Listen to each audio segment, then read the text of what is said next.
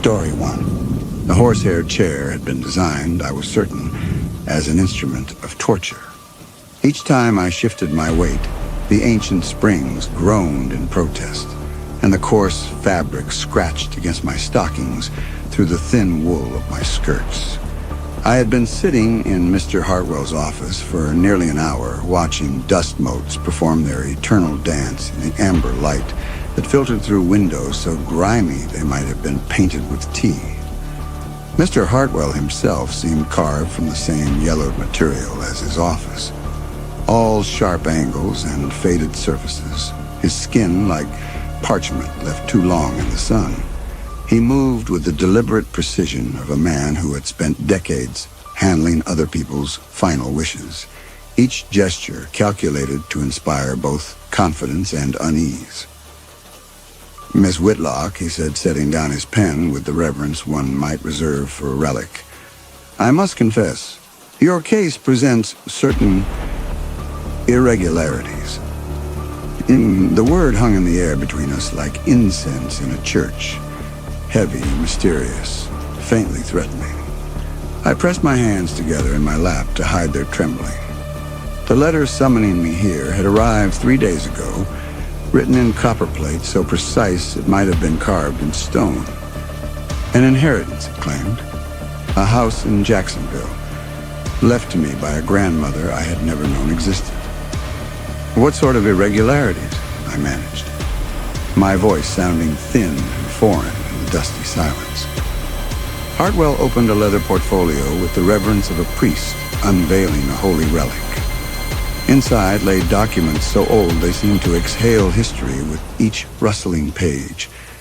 Deeds and wills and certificates bearing seals that had hardened into crimson wax fossils. At the top of the pile lay a photograph, face down, its edges brown with age. Your grandmother, Adelaide Whitlock, was a singular woman. He lifted the photograph with fingers that shook slightly. Whether from age or some deeper disturbance, I could not tell. She left very specific instructions regarding her estate. Very specific indeed. He turned the photograph toward me, and I felt the world tilt on its axis. The woman in the frame might have been my reflection, captured in some impossible mirror that showed not what was, but what had been. The same dark hair framing a heart-shaped face. The same pale eyes that seemed to hold secrets like water holds light. Even her mouth curved in the same way mine did when I was trying not to smile. "She could be my sister," I whispered, reaching for the frame with fingers that felt disconnected from my body. The resemblance is remarkable. Hartwell's voice carried a note I could not identify. Was it wonder or warning? She left instructions that this inheritance was to remain sealed until such time as her heir found herself in what she termed desperate circumstances. His pale eyes fixed on my face with uncomfortable intensity. She was most specific about that phrase. Heat rose in my cheeks like a fever. My circumstances were indeed desperate. 3 months behind on rent. Dismissed from my position at the millinery for what Mrs. Patterson had delicately termed nervous episodes. Creditors leaving increasingly threatening notes beneath my door. The inheritance notice had arrived like a lifeline thrown to a drowning woman, too perfectly timed to be mere coincidence. "How could she have known?" I asked, my voice barely above a whisper. Hartwell smiled, but there was no warmth in it. The Whitlock women have always possessed certain intuitions. Your grandmother was no exception. He drew out a brass key so tarnished it appeared black, its head wrought in the intricate shape of a lily. She left this for you, along with very particular instructions for its use. The key was shockingly cold when I took it, as if it had been stored in ice rather than a solicitor's drawer. The metal seemed to pulse against my palm like a second heartbeat, urgent and insistent. "The house has been maintained," Hartwell continued, consulting his papers with the care of a man reading scripture. "Mrs. Adelaide made arrangements. for its upkeep, you will find it exactly as she left it. When did she die? The question seemed to surprise him. He shuffled through his documents with increasing agitation, papers whispering against each other like secrets shared in darkness. That is one of the irregularities I mentioned. The exact date of her passing is somewhat unclear.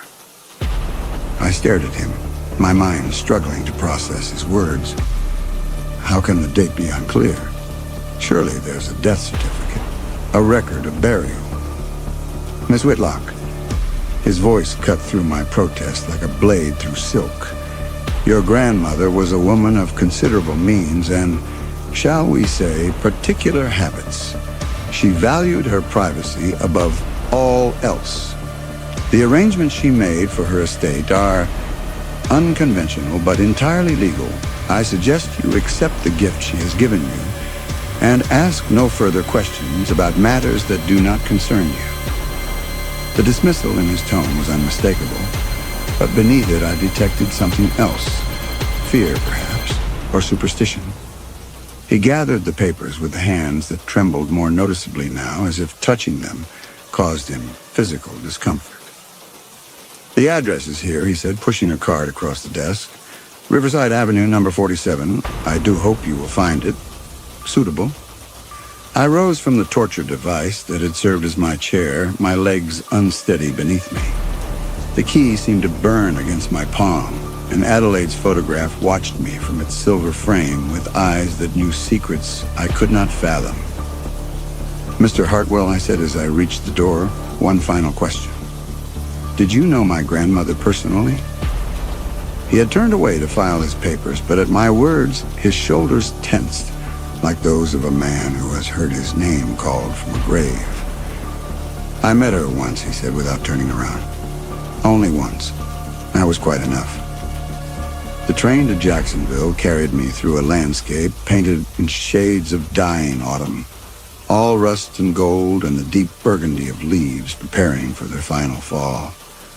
I dozed fitfully against the window, my hand closed around Adelaide's key, dreaming of rooms I had never seen and voices calling my name from corridors that existed only in shadow and speculation. When I woke, the sun was setting behind a lattice of bare branches, and the conductor was calling my station in a voice like grinding millstones.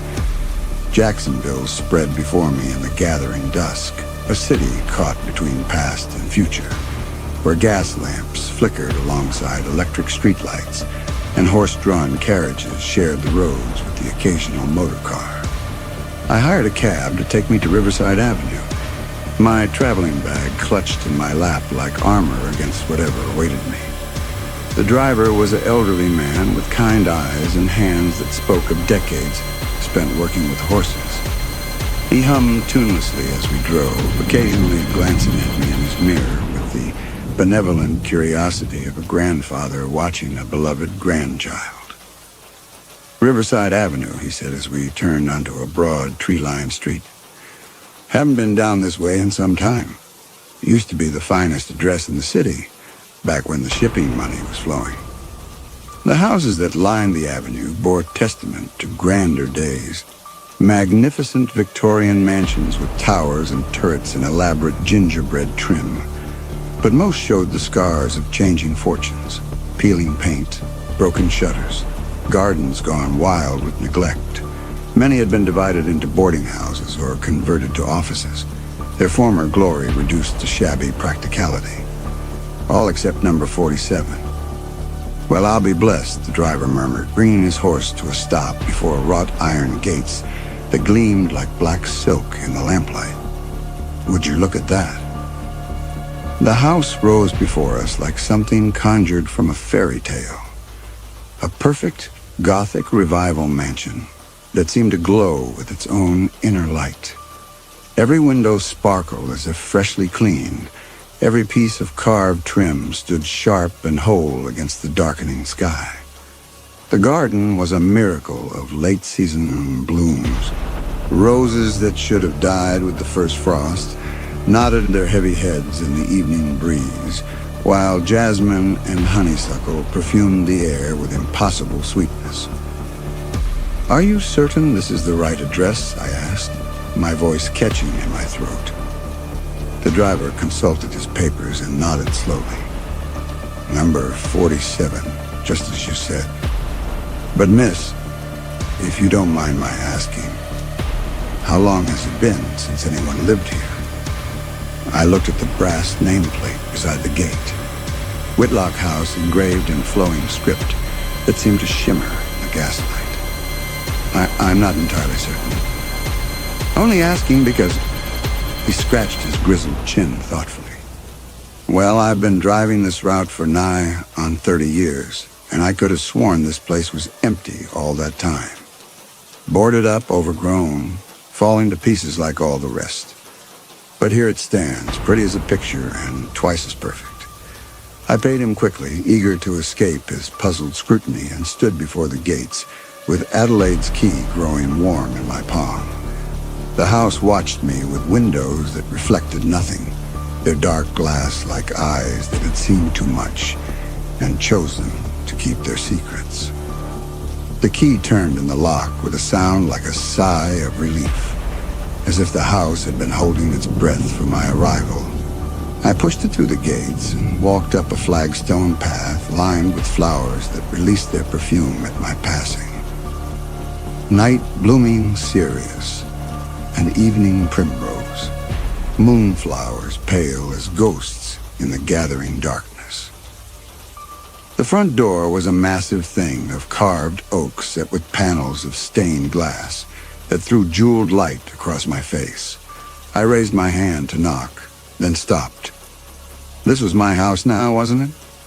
My inheritance, my sanctuary, my escape from the creditors, and the shame and the endless nights spent calculating pennies like a miser counting her sins. The key fit the lock as if it had been made for no other purpose. The door swung open on silent hinges, revealing a foyer that took my breath away. A soaring space, paneled in dark wood that seemed to absorb light and transform it into something richer, warmer, more alive than mere illumination had any right to be. Gas fixtures threw pools of amber radiance across Persian carpets, whose patterns seemed to shift and dance in the flickering light. A staircase curved upward into shadow, its banister carved with roses and lilies, so lifelike I could almost smell their fragrance. The air carried scents that spoke of comfort and care. Beeswax and lavender, old books and fresh flowers, the indefinable perfume of a house that was truly loved. "Hello," I called, my voice echoing strangely in the vast space. "Is anyone here?" Silence answered me, but it was not the hollow emptiness of abandonment. This was the silence of a held breath, of someone listening with careful attention. I set my bag beside a marble-topped table and began to explore, drawn forward by a curiosity that felt almost magnetic in its intensity. Each room revealed new wonders. A morning room painted the color of sunshine, with silk wallpaper that seemed to glow with its own inner light. A library whose floor-to-ceiling shelves held treasures that would have made a scholar weep with envy. A conservatory where orchids bloomed in impossible profusion, their exotic faces turned towards glass walls that revealed a garden bathed in moonlight. In the dining room, I found the first photograph. It sat upon the mantelpiece in an ornate silver frame, its surface polished to mirror brightness. The image showed a young woman with my own dark hair and pale eyes, dressed in white silk with pearl buttons that caught the light like tiny stars. Her smile was small and secret, as if she possessed knowledge too precious to share with the casual observer. The nameplate at the base of the frame read, Adelaide Whitlock, 1925. I lifted the photograph with trembling hands, studying every detail of that familiar yet strange face. We might have been twins separated by decades, so perfect was the resemblance. But there was something in Adelaide's expression that I could not quite identify. A shadow behind her eyes, a tension in the way she held her mouth, as if she were smiling to hide some deeper emotion. Who were you?" I whispered to the painted image. "And why do I feel as if I've been waiting my whole life to come home to your house?" The photograph offered no answers, but as I stood there in the lamplight, I could have sworn I felt something, a presence, warm and welcoming, like the touch of a mother's hand against a fevered brow. For the first time in months, I felt safe. That night, I slept in what had obviously been the master bedroom in a 4-poster bed hung with damask curtains that seemed to embrace me like loving arms. The mattress was soft as a cloud, the linens crisp and sweet-smelling, as if they had been changed in anticipation of my arrival. I should have been exhausted after the long journey and the emotional turmoil of the day, but sleep eluded me. Every sound of the old house seemed amplified in the darkness. The tick of the grandfather clock in the hall below, the whisper of wind in the eaves, the soft settling of ancient timbers adjusting to the night's cooling embrace. Near midnight, I heard it clearly for the first time. Footsteps in the corridor outside my door. Not the random creaking of old wood, but the deliberate tread of someone moving with purpose through the house. The steps were measured, unhurried, as if whoever walked these halls had all the time in the world and nowhere else to be. I sat up in bed, my heart hammering against my ribs like a caged bird. The footsteps paused directly outside my door, and I held my breath, waiting for the sound of the handle turning, for whatever presence haunted these halls to reveal itself. Instead, the steps moved on, fading gradually toward the staircase. I crept to the door on bare feet and pressed my ear against the wood, straining to hear more. But the house had fallen silent again, leaving me to wonder if I had dreamed the whole encounter. When I finally found the courage to turn the handle and peer into the corridor, it stretched away, empty and peaceful, bathed in pale moonlight from the tall windows at its far end. No sign of disturbance, no evidence that anyone had passed this way. Yet I knew what I had heard.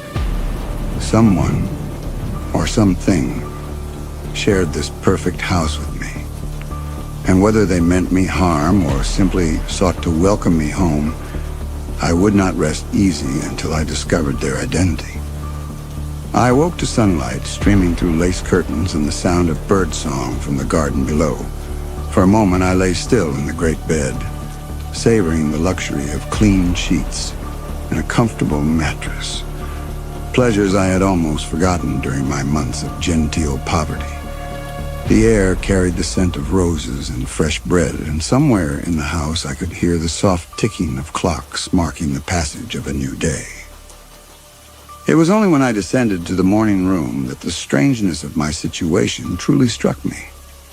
There, laid out on the mahogany table, with the precision of a military parade, was breakfast.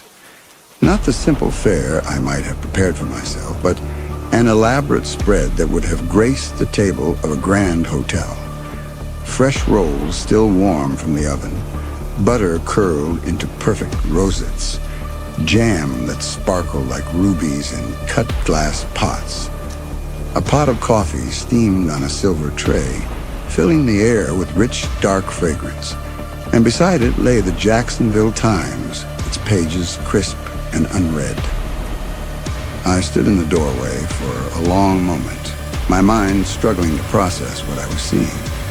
I had explored the house thoroughly the night before and found no sign of servants, no indication that anyone besides myself had been here for years. Yet here was evidence of careful preparation, of someone who knew my habits and preferences with uncanny accuracy.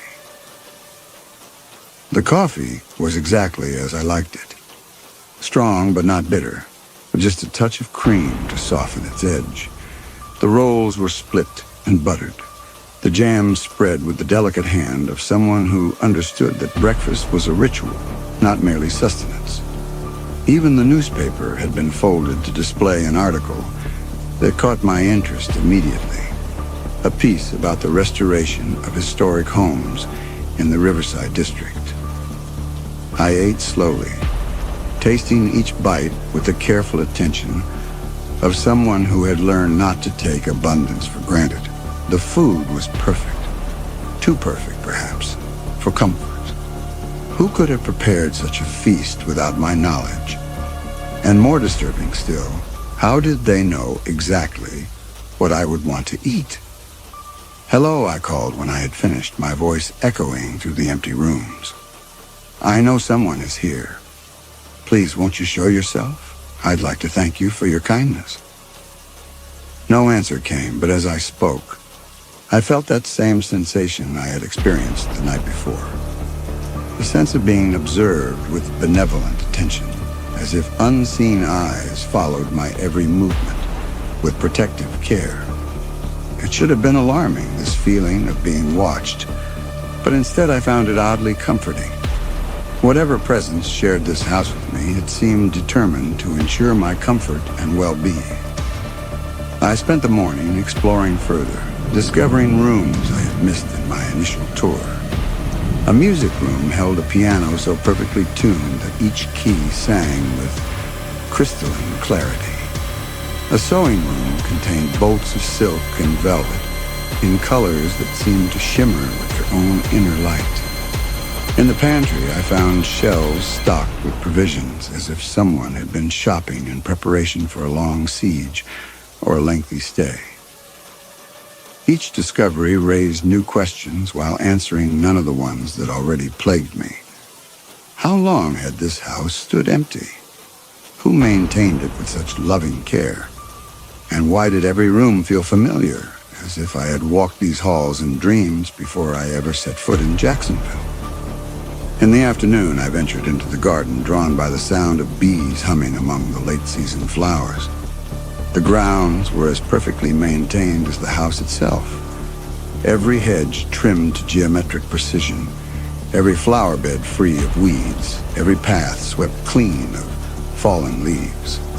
It was a gardener's paradise, but like the mysterious breakfast, it raised more questions than it answered.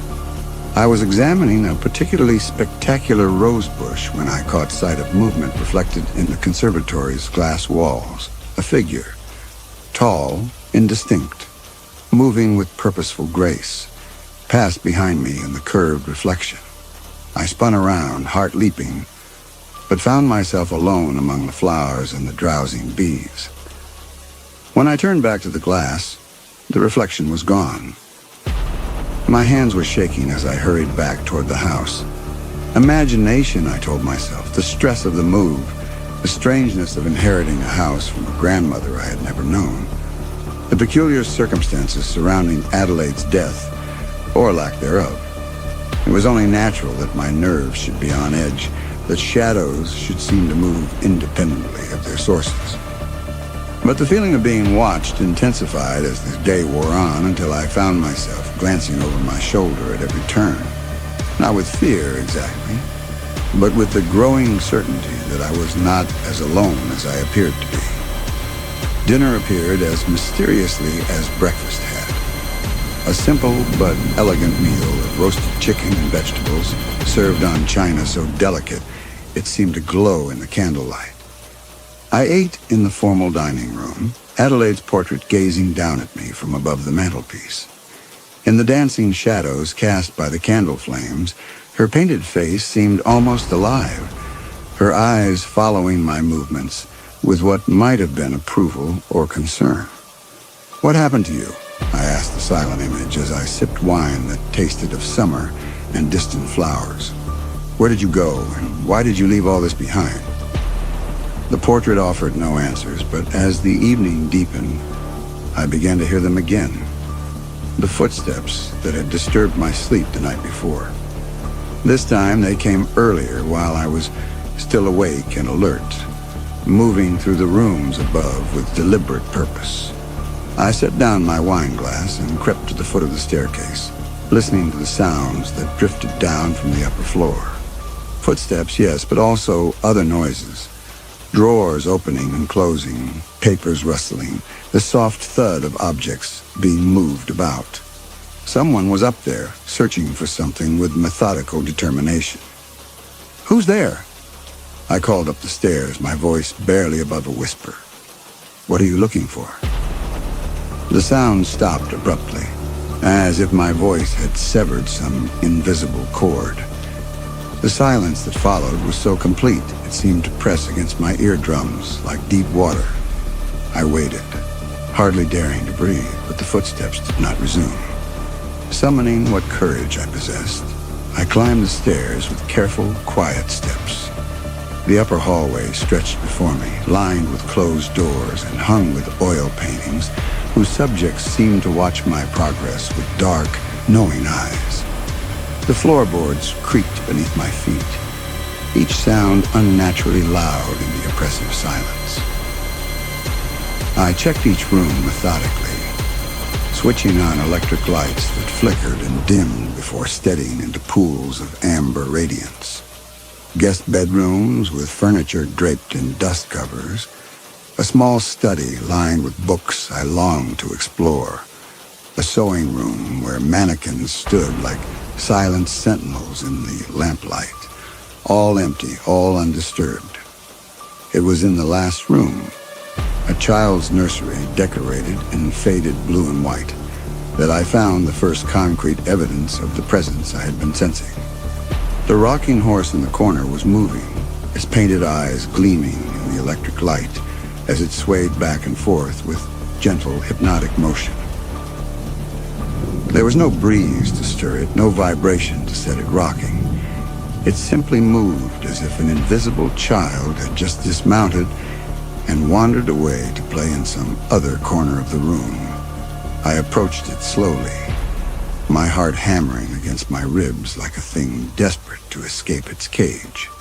When I reached out to still the horse's motion, my fingers passed through empty air that felt charged with some indefinable energy.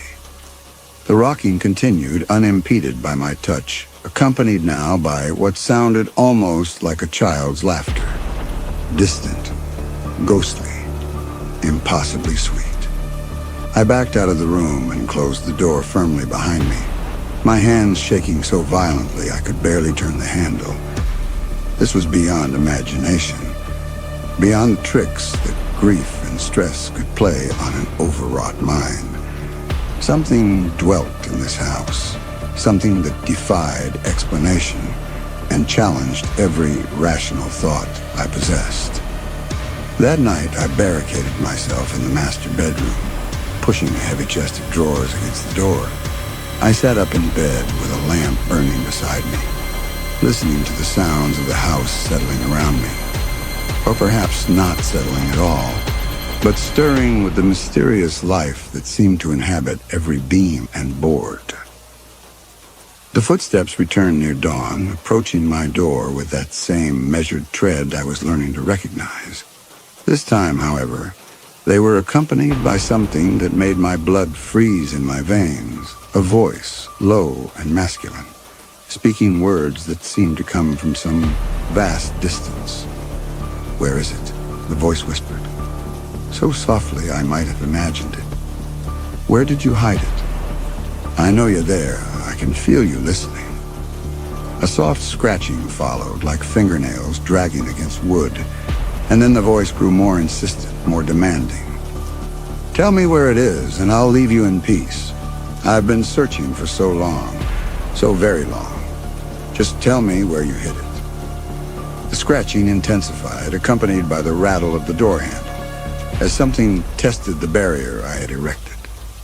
The chest of drawers scraped against the floor as pressure was applied to the door from the other side, and I pulled the covers over my head like a child hiding from monsters.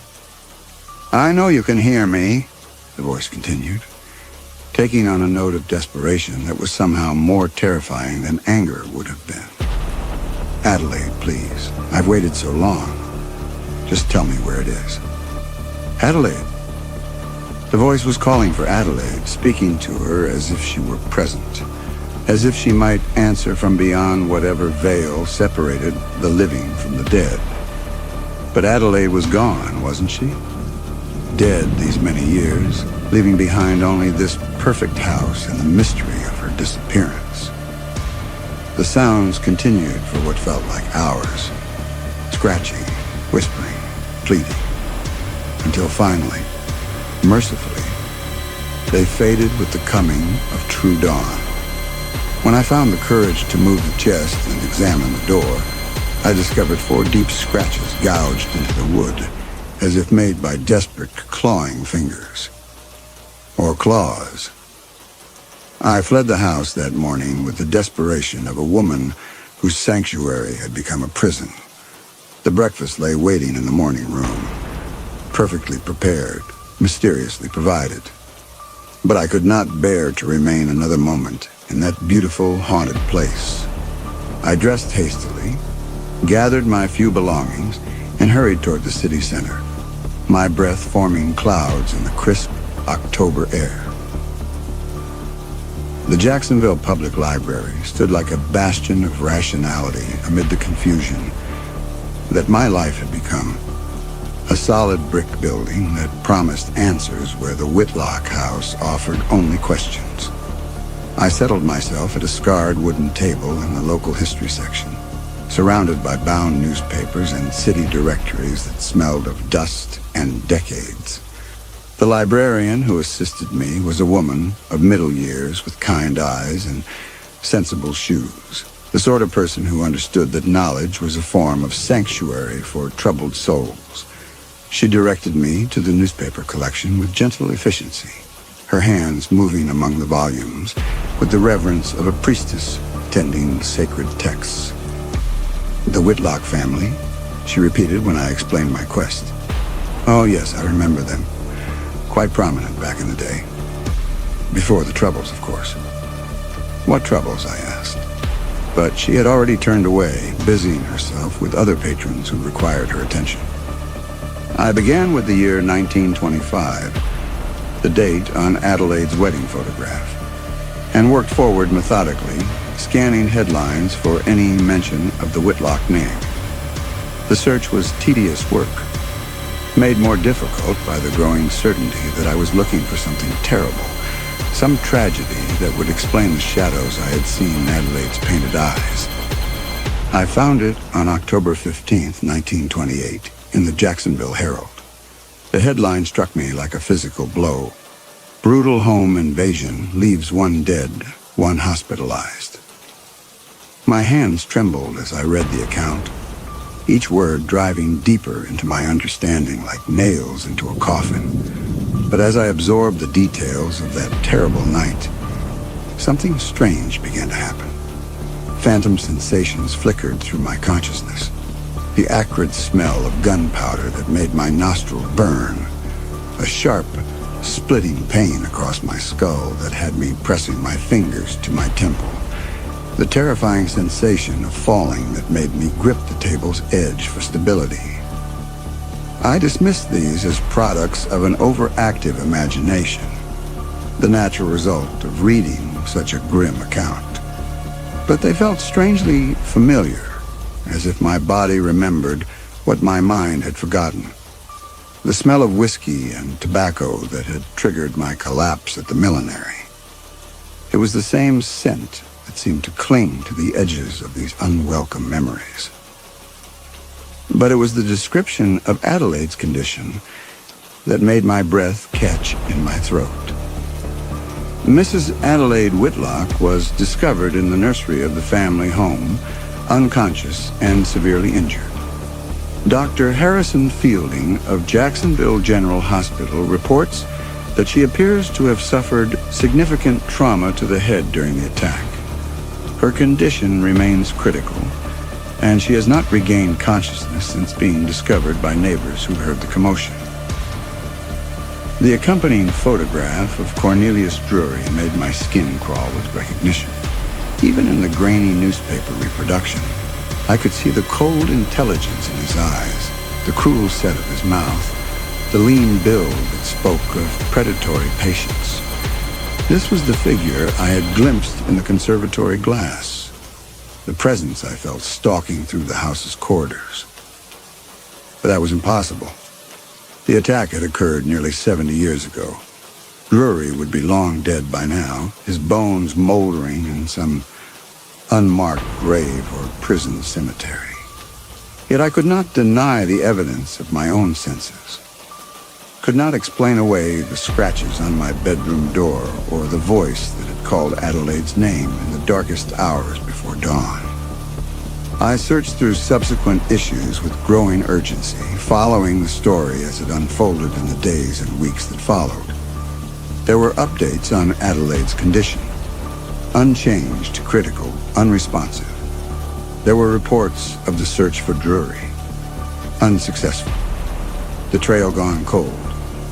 The man vanished as if the earth had swallowed him whole. And then, buried in the December 1st edition, among the obituaries, I found the notice that shattered my understanding of everything I thought I knew.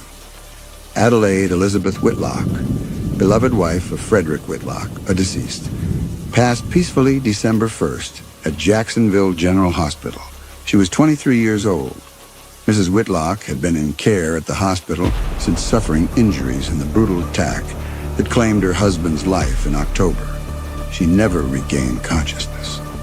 She leaves no surviving family. Services will be private.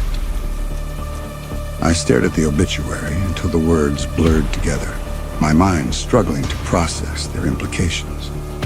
Adelaide had died in 1928. She had died childless, leaving no heir to inherit her estate.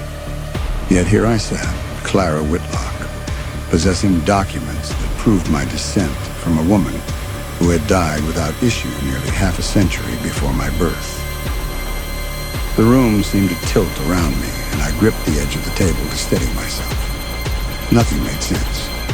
The inheritance, the lawyer's office, the perfect house with its mysterious caretaker. It was all impossible, all wrong. Yet I could feel the weight of Adelaide's key in my pocket, solid and undeniable as my own pulse. I gathered my research with shaking hands and approached the librarian's desk, my need for answers overcoming my fear of appearing unhinged. "Excuse me," I said, my voice barely above a whisper. "The Whitlock house on Riverside Avenue. Do you know what happened to it after Adelaide's death?" The woman looked up from her cataloging with a puzzled expression. "The Whitlock house? Oh, my dear, that place has been empty for decades. Boarded up and falling to pieces, last I heard. The city's been trying to sell it for years, but no one wants us to take on the expense of restoration." "But that's impossible," I protested. "I was there yesterday. It's perfectly maintained, beautifully preserved." "Child," the librarian interrupted gently, "I've lived in Jacksonville all my life, and I pass Riverside Avenue every day on my way to work. Number 47 has been a ruin for as long as I can remember. Perhaps you're thinking of a different property?" I fumbled in my bag for the card Hartwell had given me, my hands shaking so violently I could barely hold it steady. "Number 47 Riverside Avenue," I read aloud. "Whitlock House." The librarian took the card and examined it with the careful attention of someone accustomed to handling historical documents.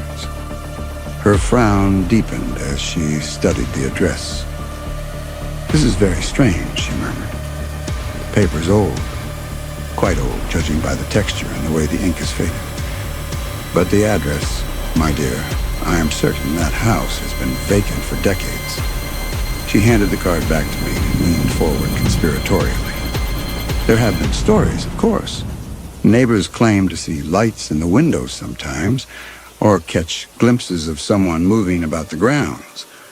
But when the police investigate, they find nothing but broken boards and rat dropping." "What sort of stories?" I asked, though I was not certain I wanted to hear the answer. "Oh, the usual nonsense that grows up around empty houses, ghostly figures, mysterious sounds, the typical folklore that attaches to any place where tragedy has occurred. Some say Adelaide Whitlock never really died, that she wanders the ruins looking for her murdered husband. Others claim it's Cornelius Drury who haunts the place, still searching for whatever treasure drove him to violence. The word treasure hit me like a physical blow. I remembered the voice outside my door, the desperate pleading. Where did you hide it? If Drury had been searching for some family treasure, and if he had never been captured.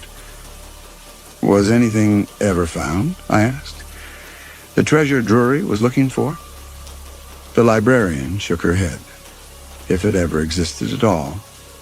The Whitlocks were comfortable, certainly, but not wealthy enough to justify such violence.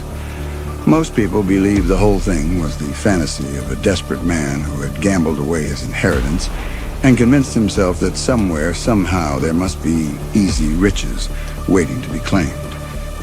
I thanked her and returned to my table, my mind reeling with contradictions and impossibilities. According to every record I could find, Adelaide Whitlock had died in 1928, childless and alone. The house where I had spent the previous night was supposed to be a ruin, abandoned and decaying. Yet I had the key in my pocket, the photographs in my bag, the taste of perfectly prepared breakfast still lingering on my tongue. As the afternoon wore on, I delved deeper into the newspaper archives, searching for any mention of Cornelius Drury's eventual capture. But the trail went cold after the initial reports. He had simply vanished, leaving behind only the devastation he had wrought and the mystery of his ultimate fate. It was in the final hour before the library closed that I found the last piece of the puzzle.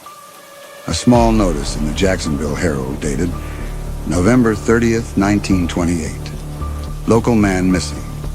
Mr. Cornelius Drury, wanted in connection with the October attack on the Whitlock family.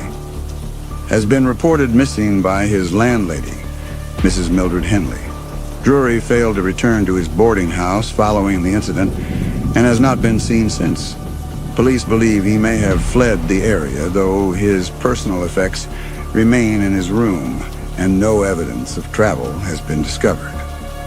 Anyone with information regarding Drury's whereabouts is asked to contact the Jacksonville Police Department immediately. Missing.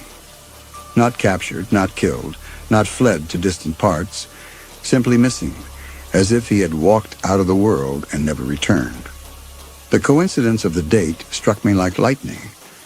November 30th, the day before Adelaide's death. She had died on December 1st, and he had vanished on November 30th. What if they had died on the same night? What if whatever force that had trapped Adelaide in her catatonic state had also claimed Drury, binding them both to the house where their final confrontation had taken place? I closed the newspaper archive and sat in the gathering shadows of the library, my mind struggling to process the implications of what I had discovered. If Adelaide and Drury were both dead, both somehow connected to the house on Riverside Avenue, then what was I? Who was I? And why did I feel drawn to that place with a certainty that went beyond logic or reason? The key in my pocket seemed to pulse like a heartbeat, urgent and insistent. Whatever answers awaited me, I would find them only by returning to the house. The house that might be perfect or ruined, inhabited or empty, real or some elaborate manifestation of madness.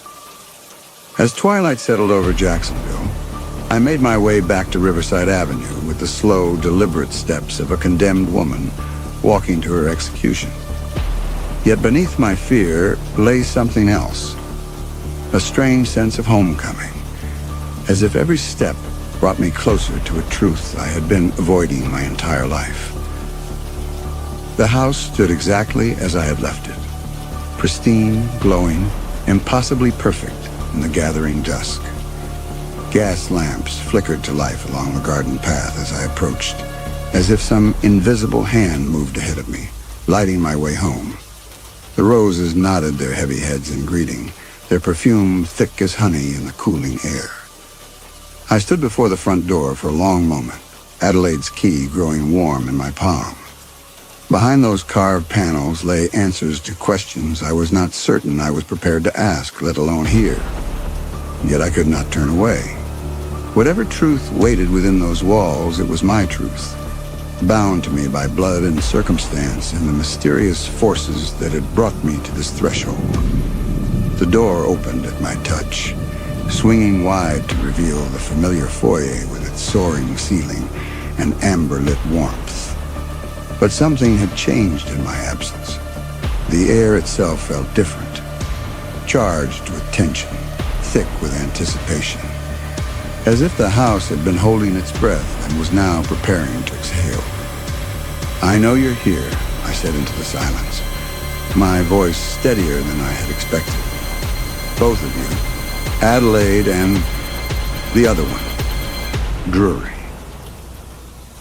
The name seemed to echo through the rooms like a stone dropped into still water, sending ripples of disturbance through the perfect stillness.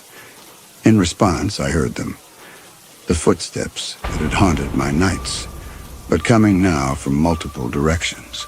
One set descended the main staircase with measured grace, while another approached from the direction of the kitchen, heavy and purposeful.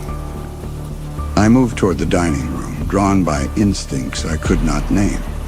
Adelaide's portrait watched from above the mantelpiece, but in the lamplight her expression seemed different.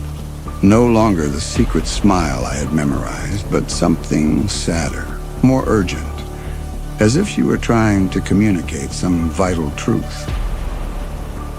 The footsteps grew closer, converging on my location from their separate paths. I felt rather than saw the moment when they entered the room.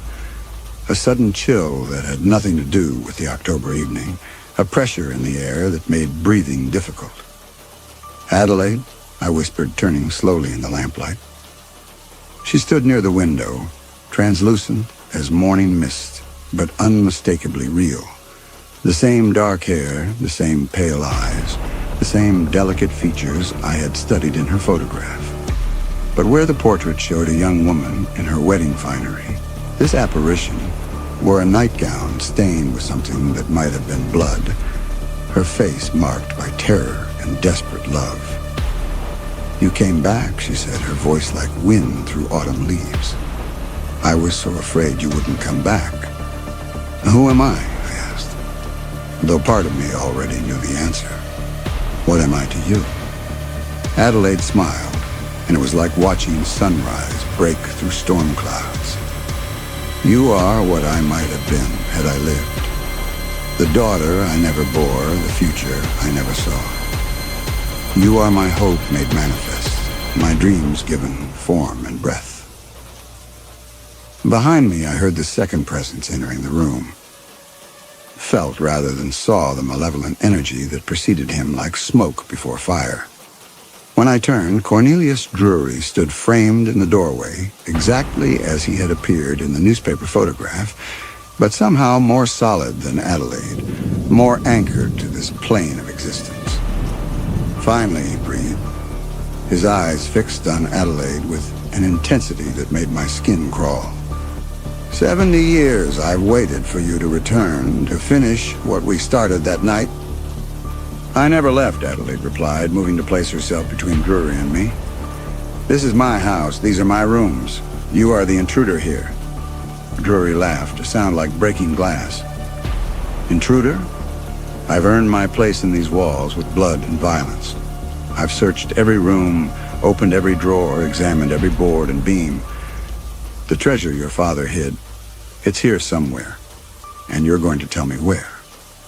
"There is no treasure," I said, surprising myself with the firmness in my voice. "There never was. The librarian showed me the records. Your family were comfortable but not wealthy. You killed Frederick for nothing." His attention swung to me with the sudden violence of a striking snake. "Who are you to speak of what you don't understand? You're not even real. Just another of her tricks, another manifestation of her guilty conscience." "I'm more real than you are," I shot back, though I was no longer certain what reality meant in this house where the dead walked and time moved in circles. "You're nothing but a murderer and a thief trapped by your own greed and violence. Drury's form solidified with his rage, becoming more substantial, more threatening. I could smell him now. Tobacco and sweat and something else. Something foul that spoke of decay and corruption. 70 years, he snarled, advancing on Adelaide. 70 years I've been imprisoned in this cursed place, watching you retreat deeper and deeper into madness, rather than face the truth. But she's brought you back, hasn't she? This girl who wears your face and speaks with your voice. She's made you remember what you really are. Adelaide backed toward the mantelpiece, her form flickering like a candle flame in wind. Clara, you must listen to me. You must understand what's happening before it's too late. Too late for what? I asked. But even as the words left my lips, I felt the truth beginning to coalesce in the shadowy corners of my mind. Terrible, impossible, yet undeniable.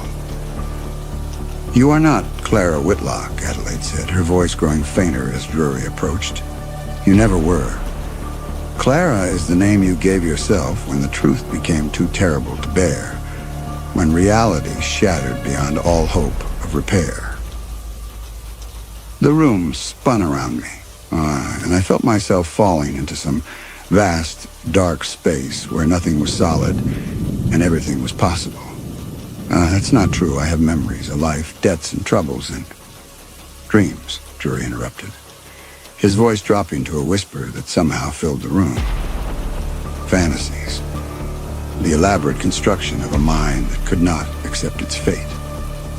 He reached Adelaide now, his hands passing through her insubstantial form as if she were made of smoke and longing. Tell her, Adelaide. Tell her what she really is. Adelaide looked at me with infinite sadness, her form beginning to fade as the terrible truth pressed against the barriers of my consciousness. You are me, she whispered. You have always been me. When the trauma became too great to bear, when the doctors said I would never wake, my mind stepped sideways into a dream of being someone else, somewhere else, someone else. The words hit me like physical blows, each one stripping away another layer of the identity I had built around myself. No, that's impossible. I remember being born, growing up, learning to read. Memories of memories, Adelaide said sadly, built from fragments of books you read as a child, stories you heard, dreams you dreamed in the long years of sleep. Your mind cobbled together a life from scraps and shadows, gave it the name Clara, and retreated into that safe fiction rather than face the truth of what happened that night. The house around us began to shift and change, walls becoming transparent, furniture fading to outlines. Through the dissolving reality, I glimpsed another scene. White walls, medical equipment, the steady beep of monitors measuring a life hanging by the thinnest of threads. You are Adelaide Whitlock, Drury said with savage satisfaction. 98 years old and dying in a hospital bed, your mind finally fracturing completely after decades of retreat and denial. And I am your guilt made manifest, your fear given form and purpose. Every night for 70 years you have relived our final confrontation. And every morning you have forgotten it again, lost in dreams of being young and free and someone else entirely. I felt my constructed identity crumbling like a house built on sand. Memories dissolving back into the dreams from which they had been born. Clara Whitlock. Her debts, her troubles, her carefully crafted history was nothing but smoke and mirrors, a fiction created by a mind that could not bear the weight of its true experiences. For a moment I mourned her. This woman I had been, with her nervous episodes and her modest dreams. Clara Whitlock, the poor milliner with her debts and her fears, dissolved like smoke in sunlight. I grieved for her as one grieves for the dead, this self I had so carefully, so desperately invented to shield me from unbearable truth. But why? I gasped as the last vestiges of my false self fell away. Why create her? Why live a lie for so long? Adelaide's form was almost completely transparent now, more suggestion than substance. Because the truth was unbearable. Frederick was dead, I was dying, and you... She looked at Drury with hatred so pure it seemed to burn you were still here, still searching, still demanding something that never existed. The treasure was real, Drury insisted, his own form beginning to waver as the foundations of this constructed reality shifted beneath us. Your father told you where it was hidden before he died. I know he did. I can feel it in these walls, sense it calling to me from its hiding place. The only treasure, I said with sudden devastating clarity, was love. The love Frederick and I shared in this house, the life we built together, the future we planned before you destroyed it all with your greed and violence. The admission seemed to trigger something fundamental in the fabric of this dream reality. The walls began to crack like eggshells, revealing glimpses of the truth that lay beyond. A hospital room where an ancient woman lay dying, her granddaughter holding her hand as the machines that had kept her alive for so many years finally began to fail. No, Drury roared, his form becoming more solid, even as everything else dissolved around us. I won't let you escape again. Tell me where it is. Tell me where your father hid the gold. But Adelaide was already fading, her mission finally complete. There was never any gold, Cornelius, only love, and you destroyed that long ago. Let go. Let us both go. The last thing I saw before consciousness finally, mercifully fled, was Drury's face as understanding dawned. The terrible realization that he had spent eternity searching for something that existed only in his imagination, trapped in a hell of his own making by desires that could never be satisfied. Then the dream collapsed entirely, taking with it the house, the mystery, the elaborate fiction of Clara Whitlock. What remained was truth, pure and simple and achingly sad.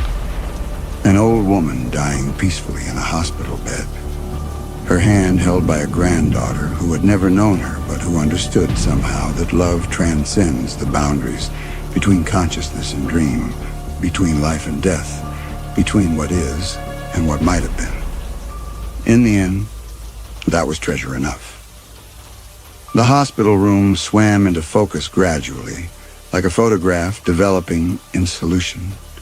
White walls, the steady rhythm of monitors, the antiseptic smell that spoke of science and mercy in equal measure. I felt myself suspended between worlds, no longer Adelaide, the young bride, not yet fully returned to the failing body that had housed my consciousness for nearly a century. A hand held mine, warm, real, anchored in the world of the living. I tried to focus on the face that bent over me, tried to understand how this stranger could look so familiar, how eyes I had never seen could hold such love and sorrow. Grandmother? The voice was soft, uncertain, carrying the weight of years of wondering and waiting. Can you hear me? I'm Evelyn Whitlock Miller, your son's daughter's child. Son. The word echoed strangely in my consciousness. I had had no son, had never borne children. Frederick and I had planned for them, dreamed of them, but Drury's violence had ended all our hopes in a single night. Yet this young woman, this Evelyn, carried the Whitlock name and the Whitlock features, the same dark hair and pale eyes that had marked our family for generations. You were pregnant, she whispered, as if reading my confusion in whatever expression my ancient face could still manage. When the attack happened, the records show you were pregnant, but lost the baby from the trauma, but not entirely. The doctors managed to save him, though he was born too early, too small. They didn't think he would survive. Fragments of memory stirred in the depths of my consciousness. Not the elaborate fiction of Clara's life, but true memories, buried beneath decades of protective forgetting, pain beyond imagining, loss that had torn my very soul apart, the choice to retreat into sleep rather than face a world emptied of all meaning. He lived, Evelyn continued, her voice thick with tears. Thomas, he lived and grew and married and had children of his own. He never knew you were still alive. The family was told you had died from your injuries. But you were here in this place, sleeping and dreaming for 70 years. 70 years, 70 long years of unconsciousness, while the world moved on without me. Thomas, my son, Frederick's son, had lived an entire life believing himself an orphan, never knowing that his mother slept in a hospital bed not 20 miles from where he grew up. He named his daughter Adelaide, Evelyn said with a trembling smile. My mother. He said it was a family name, though he never knew why it mattered to him. And she named me Evelyn, after your sister. We carried the names without knowing the stories, passed them down like treasures whose value we couldn't understand. My sister Evelyn, dead these many decades, I remembered her now, kind, practical Evelyn, who had died in the influenza epidemic of 1919, leaving behind only the echo of her name and the memory of her laughter. How strange that she should live again in this child, that the family I had thought destroyed should have continued in forms I could never have imagined. The doctors say, "You're dying," Evelyn whispered, her grip on my hand tightening. "They've said that for weeks now, but you keep holding on. They think you've been waiting for something. Someone. Waiting. Yes, that felt right. Waiting for truth to penetrate the elaborate lies I had told myself. Waiting for the courage to face what I had spent a lifetime avoiding. Waiting for someone to tell me that love had found a way to continue even when everything seemed lost. Through the failing synapses of my ancient brain, I felt the presence that had haunted my dreams finally begin to fade. Drury was gone at last, banished not by violence or force, but by the simple recognition that his treasure had never existed. He had been nothing but guilt and fear given form, the embodiment of all the what-ifs and might-have-beens that had tortured my unconscious mind for 7 decades. "I'm sorry," I tried to say, though I was not certain the words reached my lips. Sorry for the years stolen from Thomas, for the grandmother Evelyn had never known, for the family gatherings and shared memories that would never be. Sorry for choosing sleep over the hard work of living, for retreating into dreams rather than facing the world that Frederick and I had brought into being together. But Evelyn smiled as if she had heard, as if she understood that some apologies transcend words and exist in the space between hearts that beat with the same rhythm, despite the years that separate them. "There's nothing to be sorry for," she said gently. "You did what you had to do to survive, and you gave us the most precious gift of all. You gave us life.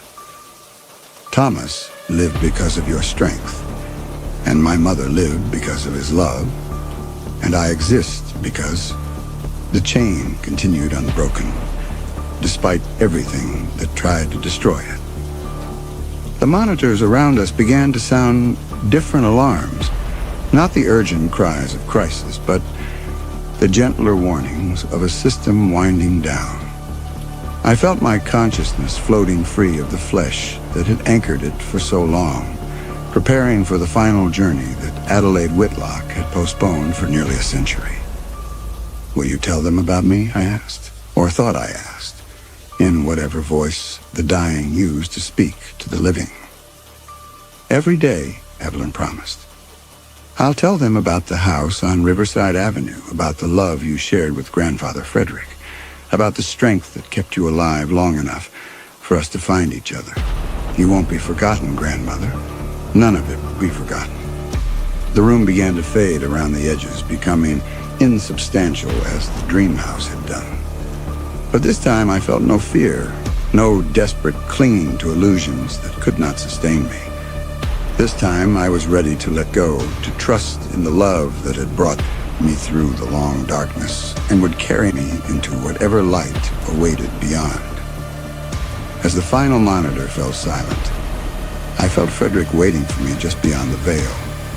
Not the broken, bloodied figure from my nightmares, but the man I had married in 1925, young and whole and radiant, with the love that death could not diminish.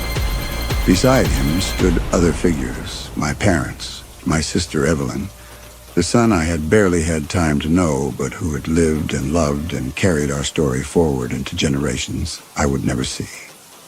But I could see them now, in Evelyn's face and Thomas's remembered laughter, in the continuance of love that had found a way to survive even the worst that hatred and violence could do.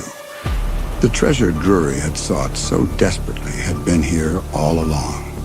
Not gold or jewels, but the simple miracle of life persisting, love enduring, hope refusing to die no matter how deep the darkness grew. In my final moment of consciousness, I felt the house on Riverside Avenue as it truly was. Not the perfect mansion of my dreams, but the ruin it had become, boarded and empty and slowly returning to the earth from which it had risen. Yet even in decay, it held echoes of the joy Frederick and I had known there, whispers of the future we had planned together.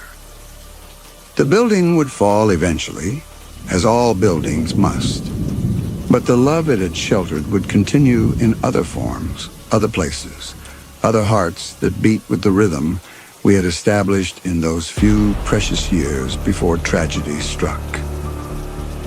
That was enough. That was more than enough. That was everything. Then I felt it. A warm pressure against my fingers, the touch of someone who loved me, even though we had never really met until this moment. My granddaughter, the last of the Whitlock line, holding my hand as the machines fell silent one by one. "It's all right, grandmother," she whispered. Though she could not know, I heard her with perfect clarity. "You can rest now. You're safe." And in that moment, I finally was.